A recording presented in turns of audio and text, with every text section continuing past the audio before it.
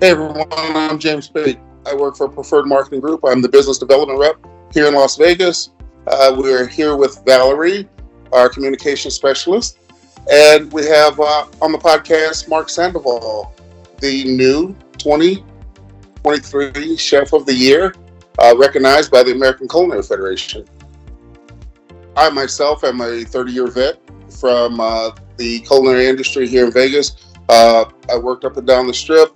I work for some great chefs in this town, but this podcast is not about me. It's about the teachings that Mark has done in this great city of ours. And I'd like to turn it over to Mark, and please tell us about your journey. Thank you, James. Growing up in our family, both my parents were educators. My sister and I were heavily involved in athletics. So by the time everyone would get home, we were all famished, and we learned at an early age that when everyone chipped in, we would eat much faster. So I started cooking really with my father, who was a great cook, and I found that I really enjoyed it.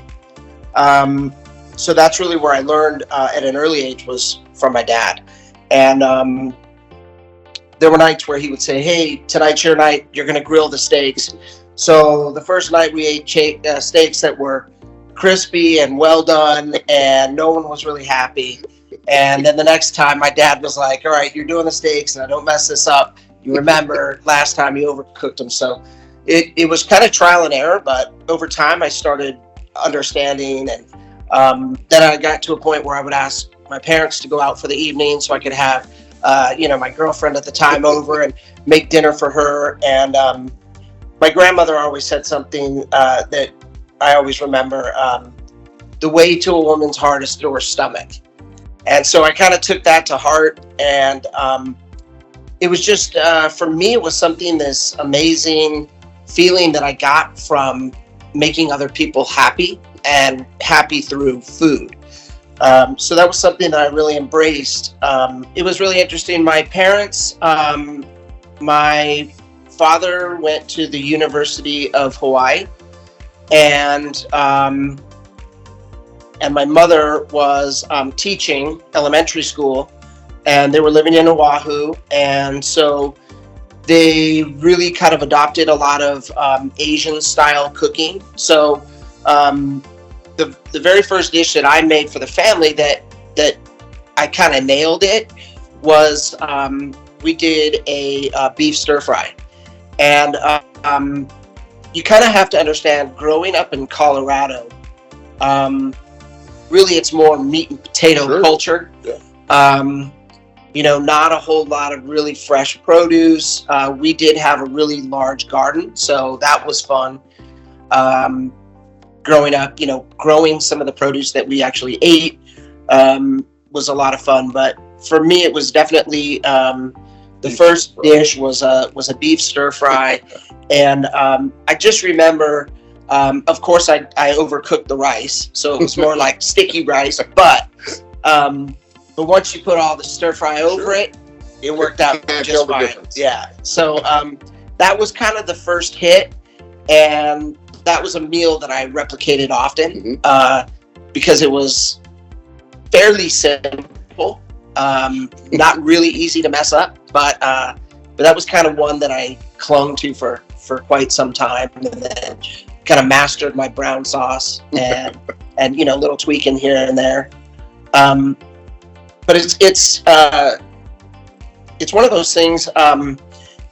My grandmother was also a great cook, and she taught me how to do a number of recipes that are kind of family-like recipes. Okay. And one that sticks out was my grandmother made tamales, and she would make them typically around the holidays. Mm-hmm. And we would get 8 or 10 family members, and we would have like an assembly line. So we'd make, 200, 300 at a time, which, if anyone's ever made them, they know it's very, very time consuming. Well, and when you have the whole family together, it's great because everyone's talking and hanging out. And, Absolutely. we're drinking and eating. And, it's a family affair. Yeah, it's a lot of fun. But those experiences and those recipes are things that I will pass down to my family, as you should. And one of the kind of funny segues to this is that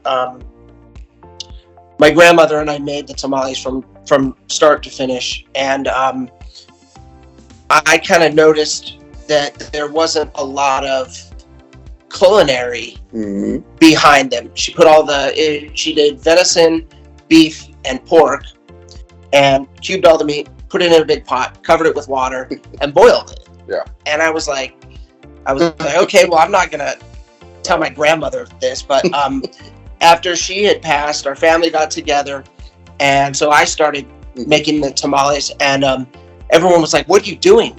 That's not how you do it." And I was like, "So we're gonna do something a little different. We're gonna brown all the meat first, because the caramelization is gonna add to the flavor, but also then when we deglaze that pan, we're gonna pull all the flavor into the dish."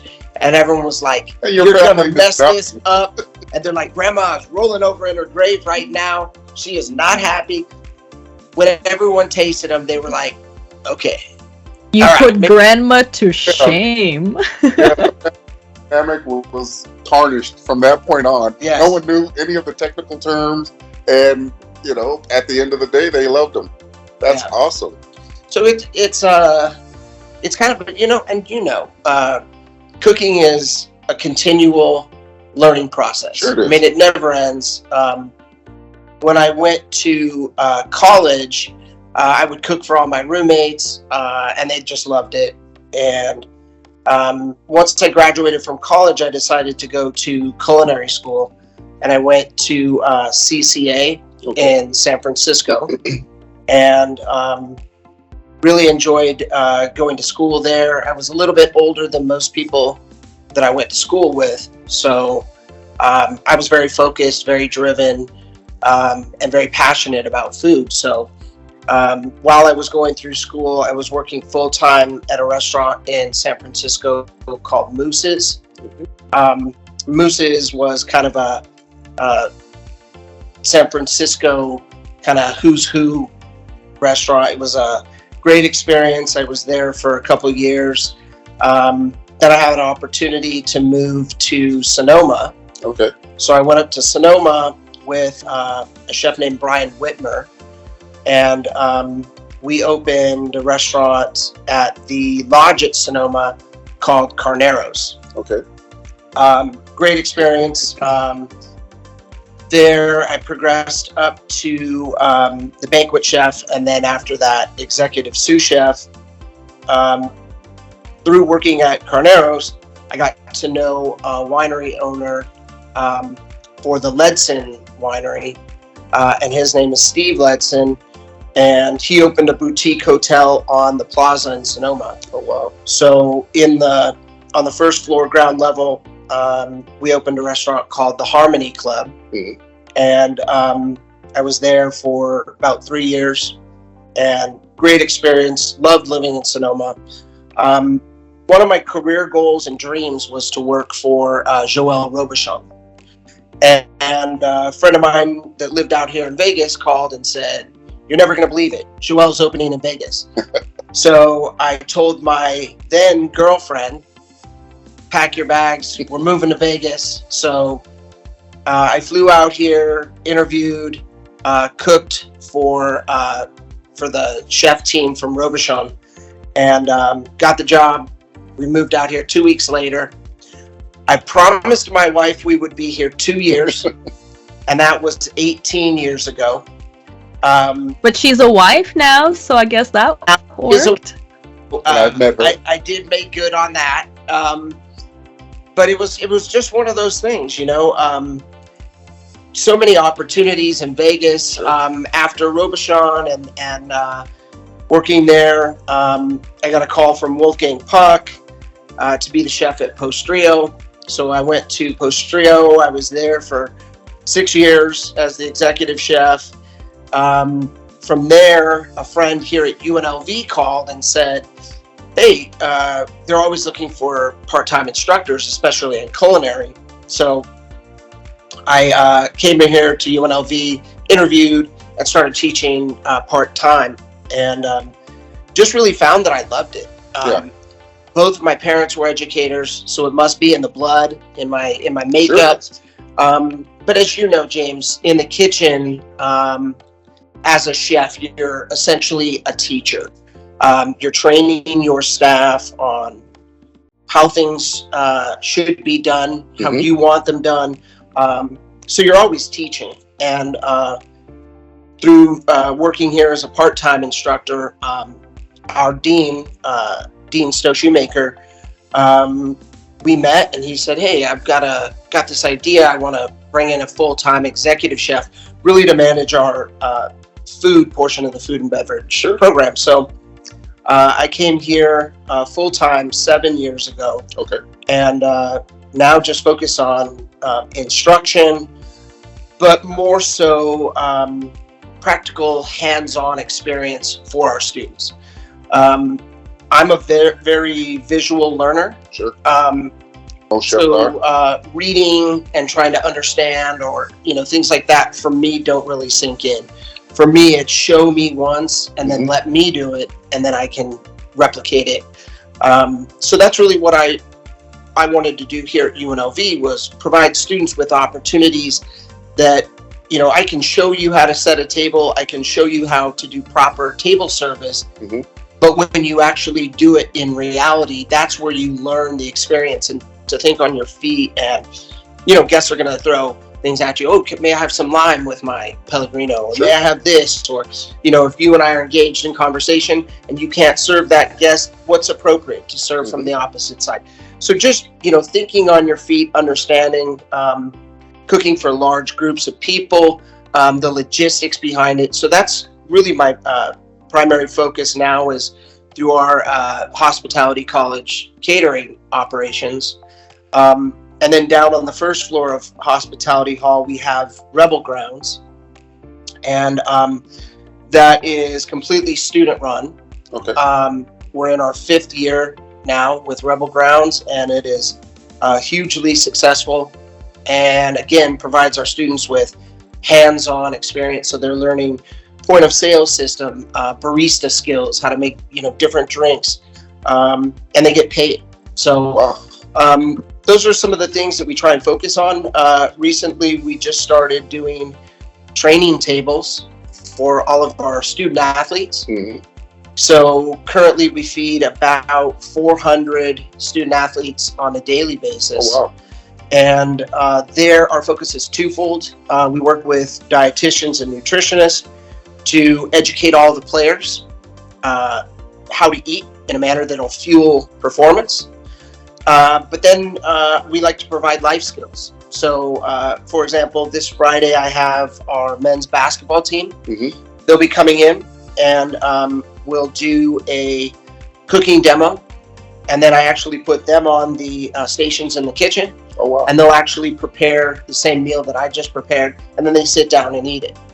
And then you guys take a lot of antacids and pray that everything's going to be okay, right?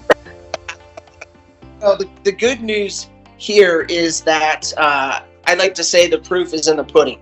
So they eat what they make. So if it's not good, they have no one else to blame but themselves. And hopefully there's a teachable moment somewhere in that path. But it's a lot of fun. And again, the mission being life skills. We all have to eat for the rest of our lives. So it's good to have some knowledge, some confidence, some skills, so that, hopefully the goal is that when they're not eating with us here on campus, that they can prepare some of these meals for themselves. And we know that their nutrition continues throughout the week, not just while they're on campus. Very cool. Let's fast forward a little bit. How did you get into the ACF and charitable work? And, I know that you love teaching, but what made you do what you do in the community, such as Chefs for Kids, and you give back? And, because I'm a part of that too. You and I, we've done a lot of breakfasts together for the children. What made you get into that? I know what it did for me. What did it do for you something like this? I mean, as you know, when you're a chef in the industry, unfortunately, many times we put family life, our personal health, we kind of push a lot of that on the back burner. Absolutely. And it's, I think in 20 years, we probably both average 15 hours a day, 6 days a week. I mean, no holidays, no holidays, no weekends. That is the life of a chef. It is. We gave it all up because, for us to go in and work every holiday. I mean, before I joined Preferred, I don't think I ever had a holiday off. Right. Right. I never. And now I have the best quality of life there is. I'm off on the weekends. I have time with my family. I have cooked Sunday dinner for over a year, and my family loves it. So you and I both come from that world of like you said, 15 plus hours a day. There was times where I worked around the clock one day. Yeah. And went upstairs in the hotel and took a nap and came back down. Yeah. That's the life, and that's what we have known for so long. Mm-hmm. And that's why when I came to UNLV and I was working Monday through Friday, 6 weeks vacation, every major holiday off, I was the same way. My wife and I, she was in the restaurant industry as well. We've never celebrated Christmas. No holidays. No. Thanksgiving, forget about it.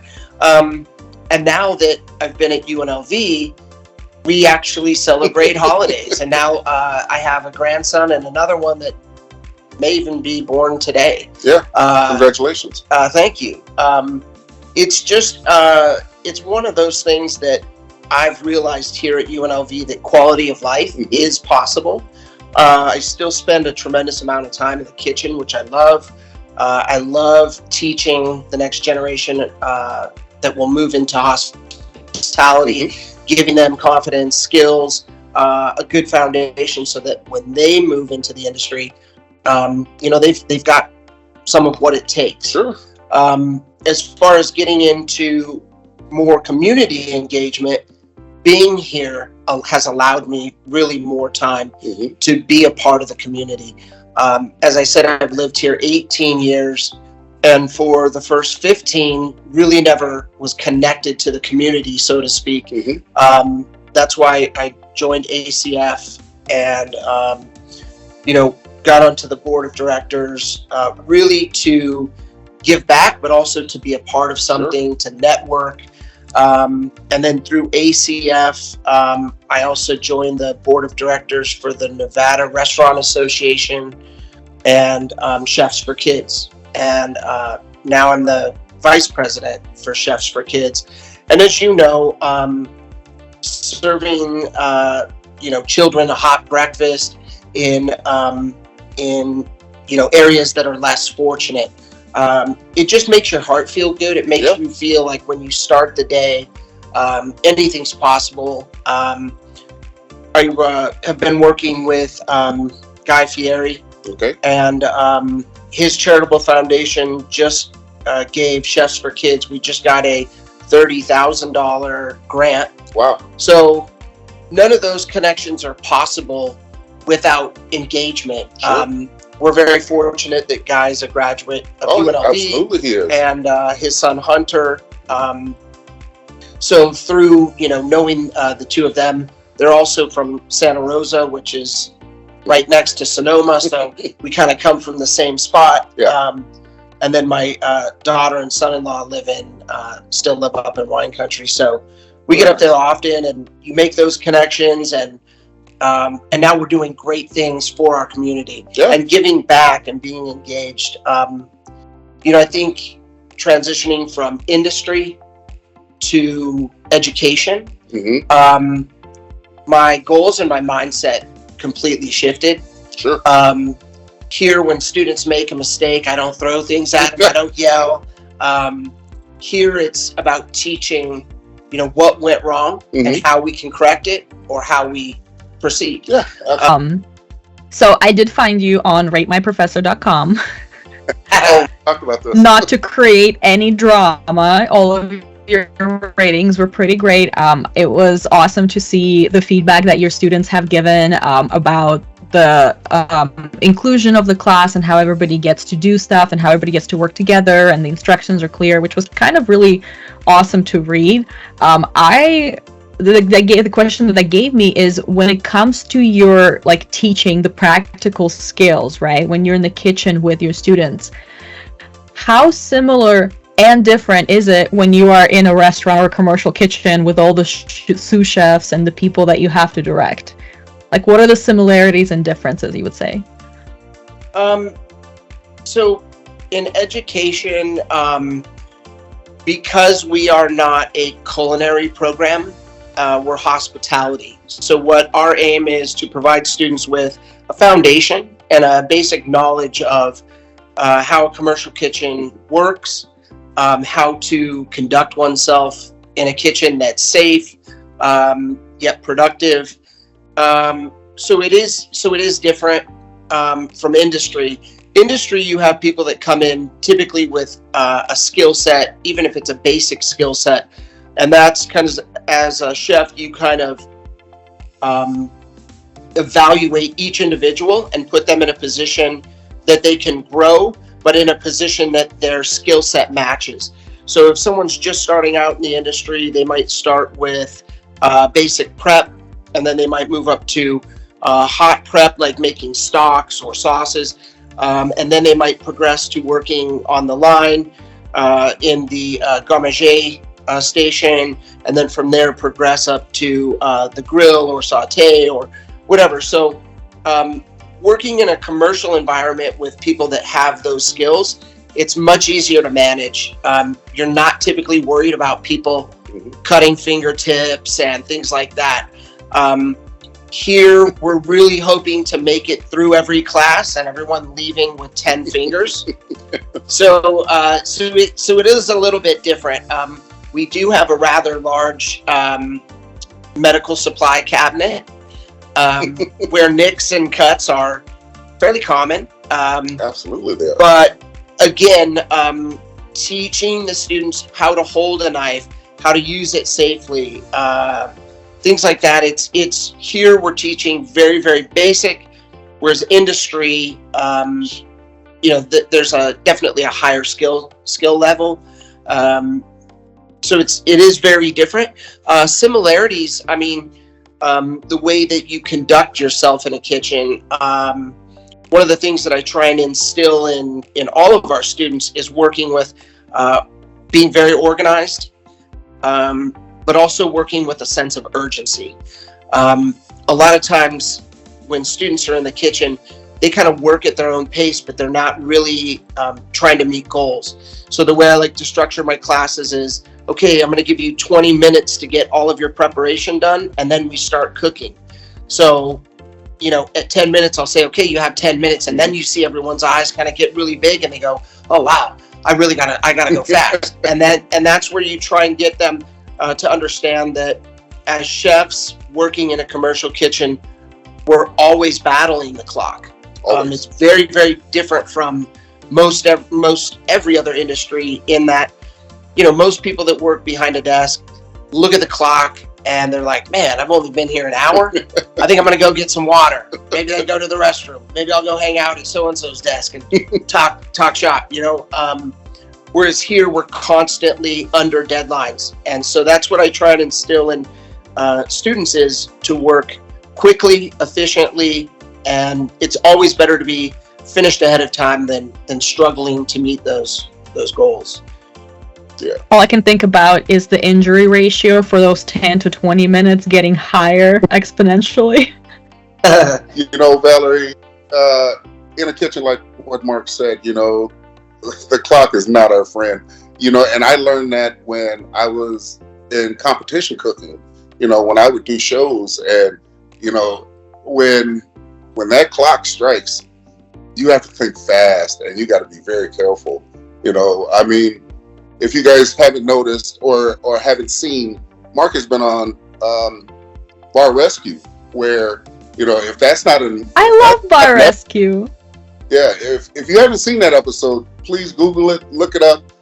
because Chef Mark Sandoval did a phenomenal job. Tell us about that experience. Well, thank you too. Thank you for that. That was, again, community engagement. So one of the classes that I teach is UNLV. Every year we honor industry leaders. Mhm. That year in particular, we honored John Taffer. And so when Dean Stowe-Shoemaker and myself were up on the stage presenting this award to John Taffer, he looked at both of us and said, "Hey, we should do a bar rescue episode." And my first thought was, there's no way. Like, we're of education. We're one of the top rated hospitality programs in the world. I don't want to point out our, inefficiencies or, any issues. So right away I was like, yeah, that'd be great.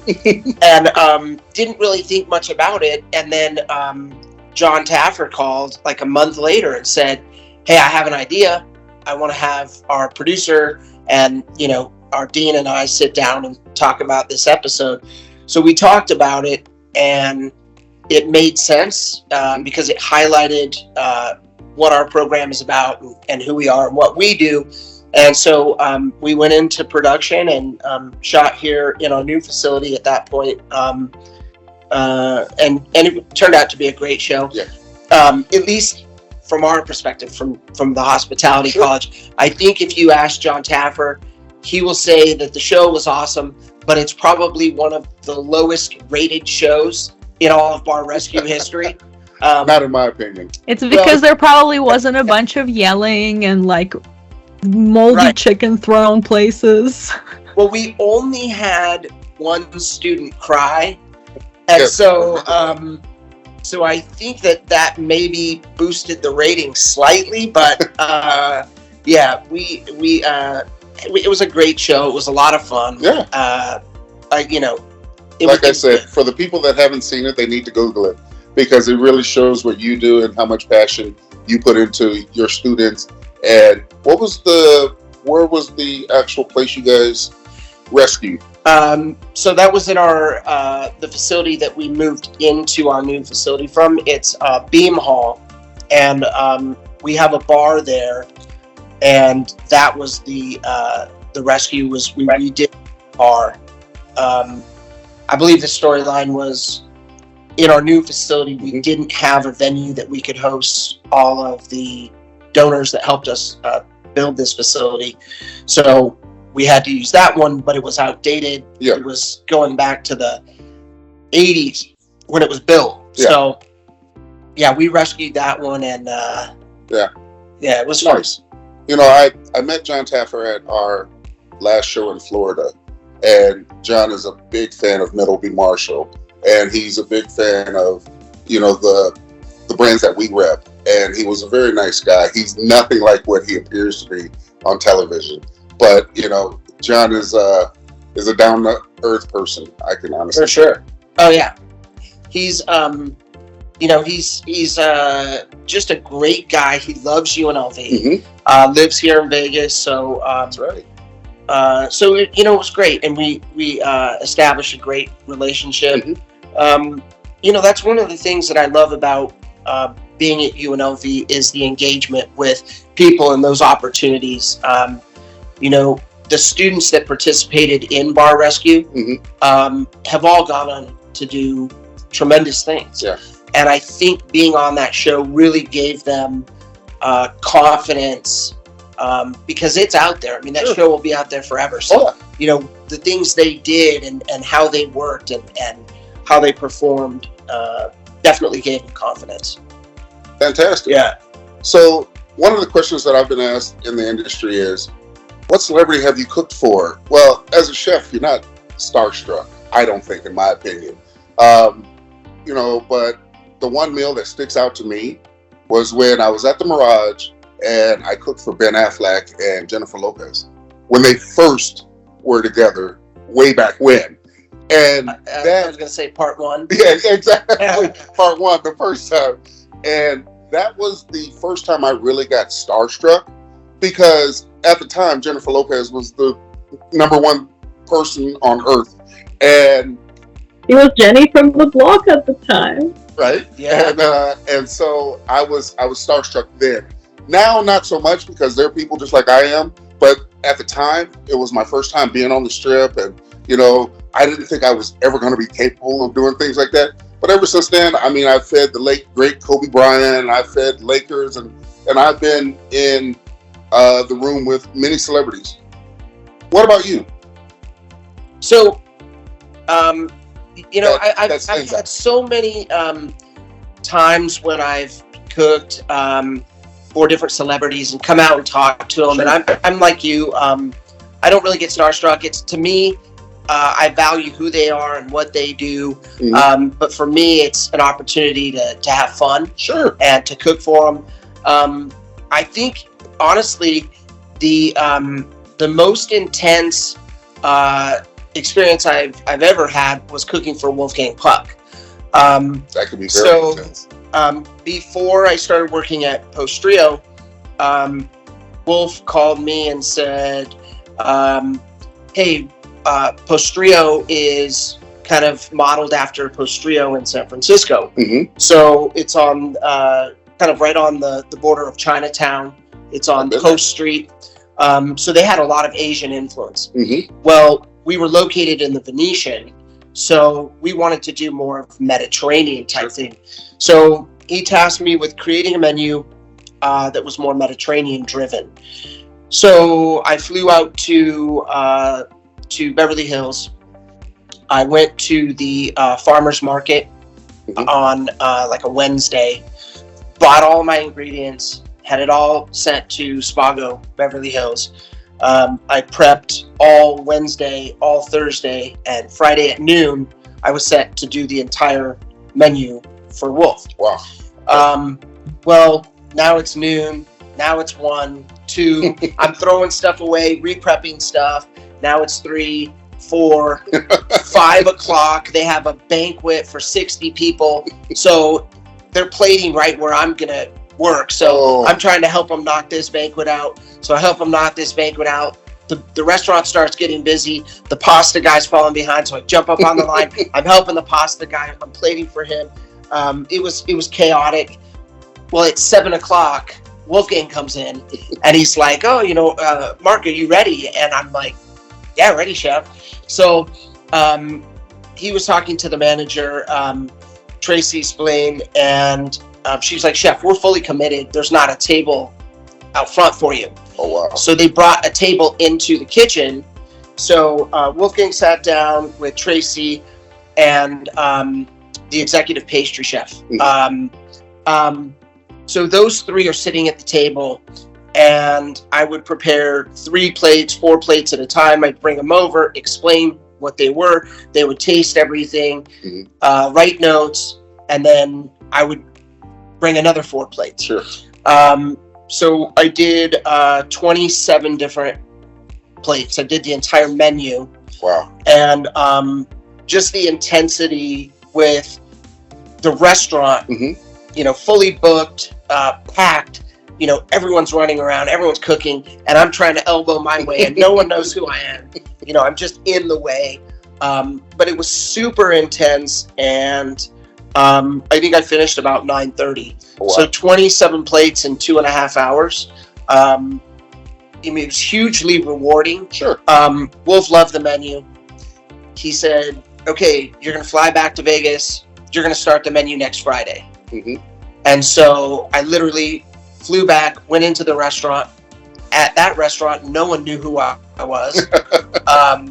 And no one knew that I would be taking over for the executive chef at that time, John Lagrone, who was moving up in the company. So that was another part of it that was really intense, was getting everything ordered, getting everything ready, and then, being introduced to the staff on a, Friday morning. Sure. Hey, this is going to be the new chef.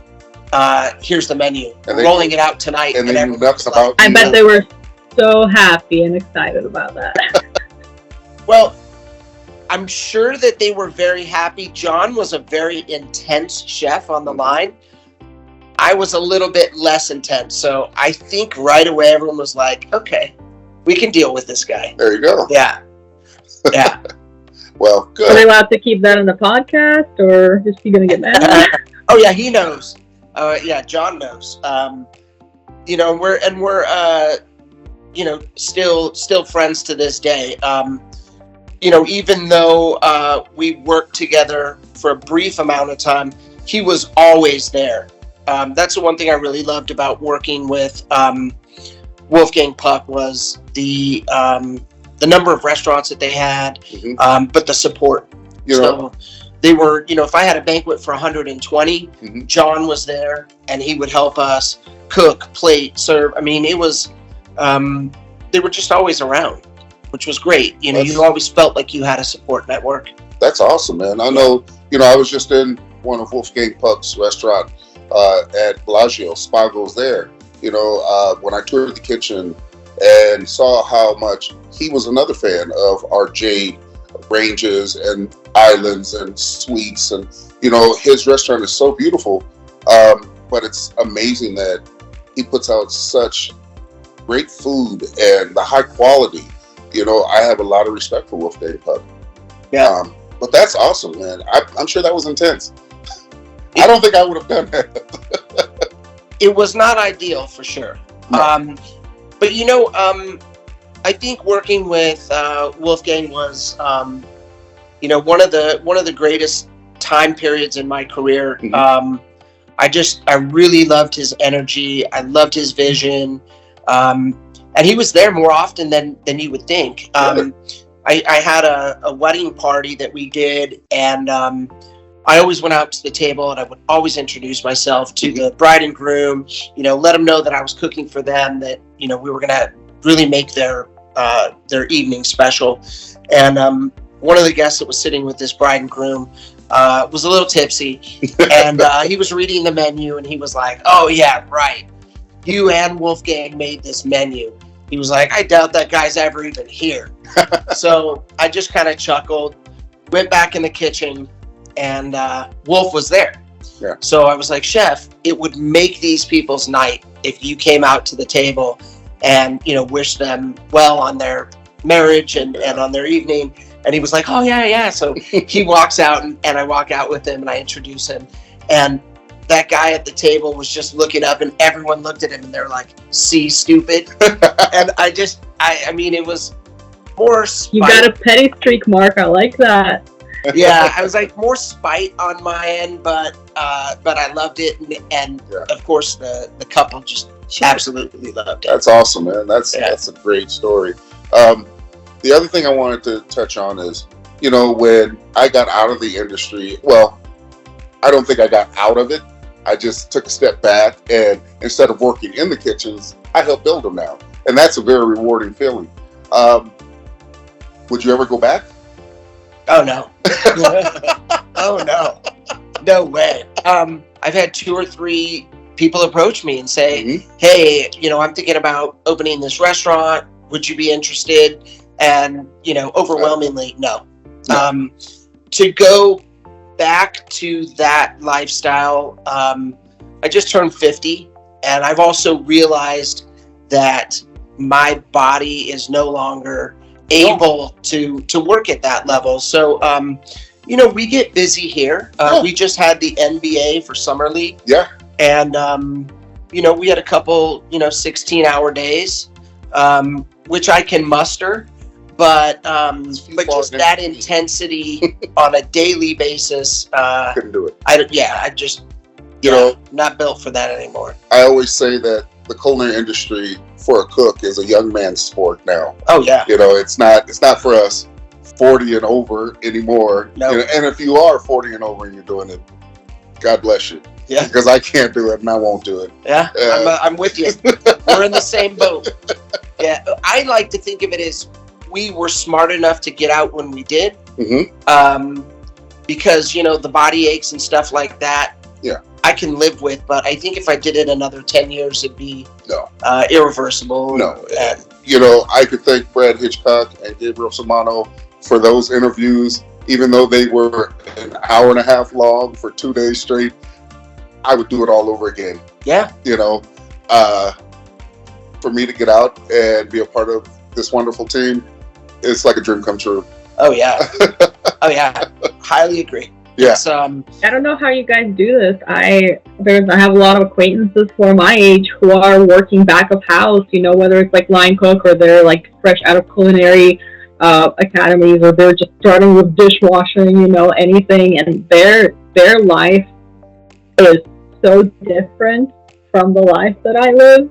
And it's crazy to see it, and it's like, when do you find time? Like, actually, I have a question about that.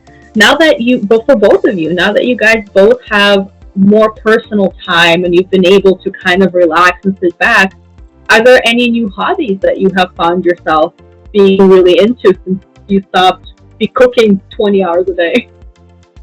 Who's first is what I want to know. You want to take this one first, or I take can go? This one. You know, when I was in the kitchen, cooking 16 hours a day, you know, I had friends tell me, hey, let's go golfing. And I couldn't go because, you know, Saturday, Sundays, you know, we had the continental brunches, and we had and here in Vegas, you know, it reaches 117 degrees and nobody wants to go out there. So I didn't have the time, and that was one of the good things that, you know, joining Preferred helped me get back out there and enjoy the game. Spending time with my family, cooking Sunday dinner, you know, I enjoy. We have 3 amazing grandchildren, you know, and I enjoy spending time with them. All boys, no girls yet. Cross our fingers. But, you know, I look forward to those times, and getting out of the kitchen has given me a new look on life and a different look towards the future. What about you, Chef? You know, I too have recently gotten into golf. Well, maybe we should. Now we're gonna have to go. I was gonna say, if you're as bad as me, we'll have a great round. I think every chef is bad in the beginning. Yeah, for me, it's the one rare opportunity that I get to enjoy a cigar, drink beer, and have a good time. The American dream. I usually make sure I have at least a dozen balls to shoot the 18, and hopefully I can make it through with 12. If I don't lose 12, it was a good day. Yeah, yeah. You know, when you're in it and you're doing it, you miss all those holidays, you miss the birthdays, you miss family reunions, and now I'm always present and able to do that. And now that we have a grandson and another one on the way, you know, we have a family house in Lake Tahoe. We all like to go up there together. My son-in-law and I, on this last trip, you know, sanded the deck, painted it. Mm-hmm. We took all the wood paneling off. We textured the walls, painted, redid the baseboard, redid all the flooring. Mm-hmm. So that's one of the things now that we have that I look forward to is when we go up there, we're not just staying. Yeah. You know, we love on the house, we're fixing, we're, you know, improving, and it's just where we can all get together as a family. That's awesome. And I love that. Yeah. And see, those are memories that you can't get back. And just think about how many memories we lost being in the kitchens. Yeah. It still sticks out in my mind. It's funny, Valerie, and you may laugh about this, but I still remember the first holiday I was off for the holiday, and that was Memorial Day last year. And my boss, Gabriel, asked me, you know, he teams me and he said, hey, you got your swim trunks on yet? And it was like, I think we closed at 2, Valerie, that day. And he called me about 1 and was like, aren't you in your swim trunks? And I was like, no, I felt good. I was fully dressed like I am now, and I was still working. And he's like, hey, just enjoy the 3-day weekend. And I didn't know how to feel at that point, because I'm like, if I had my swim trunks on, would I feel bad? I don't know, but you know, it's a great feeling, you know? So here's a question for you, Sure. because this is something for me that has been hugely challenging is removing that kind of mindset Mm-hmm. that we have as chefs, when you move into this, out of the industry, I have a hard day leaving after 8 hours. I mean, for me, I feel like it's not right. So, I mean, most days I'm here 12 hours, Mm-hmm. but that's Monday through Friday. Yeah. Now, to put that into perspective, I like to get here at 6 a.m. Sure. I go to the rec center. I exercise for an hour, something I was never able to do when I worked in the industry. So I really start my day about 7:30. Mm-hmm. But I try and leave by 4:30. But it's still, for me, a part of my makeup and who I am that, I'm here for 12 hours minimum. What about you? I mean, is that something that you have a hard time with? I'm still having a hard time with that one because, when my wife gets home, at 5 or 5:30, and I'm still on the computer, knowing that our office has closed at 4:30. I'm still working, and it's just a mentality that I think is just instilled in me. But there are days where I'm done at 4:30 or 5 o'clock, and it's so hard to break away. It really is, just because that mentality that I have. Yeah. You can take the chef out of the kitchen, but you can't take the kitchen out of the chef. No. I mean, it's that's been one of my biggest challenges. Yeah. And I'm slowly learning to say no.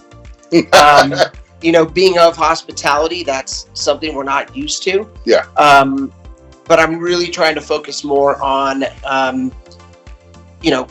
I'm putting a vacation on the calendar for 2 weeks, Mm-hmm. and I'm taking time off. I don't know where I'm going, but I've got it on the calendar. And then, and I really try and block time off now. Yeah. For the longest time, people would send in a request for a catering event, and I would say, oh yeah, that's 5 months from now. So we, book Mm-hmm. it, start creating a menu, a BEO, get everything to them, and then, 2 weeks out, I would look at it and be like, well, that's a holiday. Why did I do that? And my wife would say, oh, you have this day off. It's a holiday, right? And I was like, no, I booked an event. And I was like, well, what did you do that for? So I'm really kind of more present and understand, the calendar more now. But that's, you asked if I would go back in the industry. There's no way. I'm very happy here. And the schedule is you can't beat it. You can't beat it. So speaking of the schedule, speaking of the time off, where does Mark Sandoval like to vacation? When you have all this time off, you have all of these weeks off, where do you like to go and relax? So Tahoe is my Tahoe. We try and go for 3 to 4 weeks every year. We were just up there for 2 weeks. I'll try and get up there for a week in September. That's my spiritual place. It's when we go there, I turn my phone off. I disconnect. I try and be You have to totally present, and just be with family. Yeah. So that's kind of my spiritual place. My wife and I like to travel. This year we were in Ireland for 2 weeks. So I mean, we try and get out as much as we can, and now it's definitely easier. Like I said, I look at the calendar, say, okay, there's nothing during this 2-week time period, so I just put it on the calendar. Yeah. And that's time I'm taking off. Because I find that if I don't operate that way, then we'll have random bookings everywhere. Mm-hmm. And then you look at the calendar and you go, well, I can't leave here, I can't leave there. So I try and plan way ahead just to have, to make that time. And I think that's one of the things that I've learned about being here is, planning ahead, and then following up, taking the time. That's one thing that I had to learn to adjust to, because when you're a chef and you're on the strip here in Vegas, time is of the essence, and you don't get some vacations. I think I've lost more vacations in the past 30 years than I will probably take. And my wife told me a long time ago when we first met, I was working 12 to 12 at the Mirage. And she says, working that type of hours, you're only making like $5 an hour. And it didn't really dawn on me, and I was missing vacations and I was missing time off. And, this past year, her and I, we had to decompress, and we flew to Honolulu and sat on the beach. And, like you said, you turn your phone off and you have to disconnect from the whole world. And when you disconnect from the kitchen, it's mind blowing, That's awesome. So where do you see yourself in the future, 5-10 years down the line, now that you've won this prestigious award and that you've become, one of us, that trophy has been in existence for 50 years. And, I was number 50, you're number 51, so, where does Mark see himself as a chef of the year and further? Where do you see your career going, and how much longer do you want to do this? To be honest, I think they'll have to probably kick me out or fire me from here. I can honestly say I would definitely stay at UNLV until I retire. Nice. Just because I love it here. I love my team. You have an awesome. I have an awesome team, and the students that I've met and I work with, and mentored, are going on to do amazing things, and that's really where I derive a lot of pleasure from is seeing them excel and seeing them go into the industry and do well and succeed. So that's kind of like I was saying, my goals have shifted, and now it's really to see the students do well. But I certainly want to continue being a member of our community and helping others and being involved with that. And I see that just continually growing. Again, I have had a hard time saying no. So anytime, someone comes out and says, "Hey, you want to be on this board of directors?" Okay. It's time management, and it's great too, because my wife is hugely supportive, and she was at the Chef of the Year dinner, and yes, I remember. She now has a better understanding of what all of that means. It's, yes, we are a group of chefs, but what we do within the community, like Chefs for Kids, it's hugely rewarding for us, but it's also very, it serves a purpose in our community. Sure. And I think to continually expand on that, and giving back and yet still finding a balance in life is just, for me, it's so valuable, and I love that.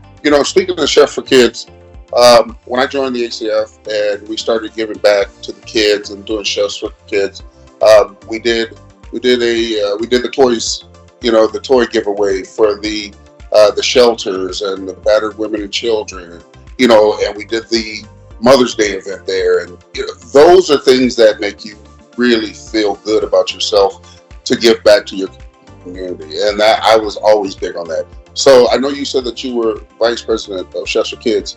Give us a little insight of what Chefs for Kids stands for and what it's all about. Well, our mission is twofold. So community engagement is very important, and I feel like the biggest part of our mission is education. So through Chefs for Kids, we are able to fund 2 full-time teachers that go from school to school. I believe we have 13 different schools here in Las Vegas that they go between, and that is education. And so it's education on healthy eating at a young age. And I think that part of our mission is hugely important, because we're we're teaching children the importance of a balanced diet, but also teaching them, foods they may not encounter. I remember at one of the breakfasts we were doing, we had little fruit kebabs, and one of the children was eating a strawberry and said, "Oh, this is so good. What is it?" And I was so shocked that it melts your heart. It melts your heart that that was the first time they had ever eaten a strawberry. Yeah. It was a 3rd or 4th grade student. Yeah. So you kind of see that, and you don't really understand fully until you're there and you do it. We are very fortunate, especially to grow up in the kitchen. But for children that are less fortunate, they may not have fresh produce growing up. So I think by educating them and showing them that, hey, these are foods that I actually like. Oh yeah. And eating healthy, those are skills that they can have for the rest of their lives, and hopefully, it provides them with the great nutrition that they need, but also fuel for their brains. Yeah. Because at that age, it's so important to be present and, like a sponge, and absorb everything that they can. I remember, it's funny how you can remember that story about the strawberry, and you'll probably tell that story several times. The one story that sticks out to me is when I did Chefs for Kids, I was on the apples, and they had Granny Smith apples, and they had red apples. And the little girl walked up to me, and I said, "Would you like an apple?" And she says, "Well, how many, I've never had a Granny Smith apple or, a red apple. I can have 2. I turned the little girl around, and I put like 5 of them in her backpack because she had never had a green apple before. Where, like you said, we're fortunate enough in a kitchen. I mean, I've seen more food thrown away. Yeah. Yeah. So it feels real good to give back, and that's one thing that will always stick out in my mind. That's one thing I would always want to be a part of. So if Preferred Marketing Group wanted to help Chefs for Kids, since we don't have a kitchen per se, how would we get involved? How could we give back to Chefs for Kids? Well, I mean, sponsorship is always awesome. And I think that, through my conversations with Vic Vegas, our president, I know Vic. our goal is to really take Chefs for Kids where we are currently, and we want to expand the program. My personal goal is that I would love, instead of 13 schools that we focus on, I'd love to see that doubled in the next couple of years. I'd love to see us hitting 25 schools and doing a breakfast every week. Eventually I would love to see us doing a breakfast at those schools once a week rather than, once a month. So to expand that through sponsorship, we have kitchen facilities all over Las Vegas, but a lot of the time what we run into is chefs don't want to show the interest because then it becomes their cost. So if we have sponsorship and someone says, "Hey, look, create the menu, here's the money, prepare the food, we'll support you to help serve it," then I think that makes it a lot easier for a lot of chefs, because now you've taken that monetary portion out of the equation and say, "Hey, Preferred Marketing is going to sponsor this breakfast.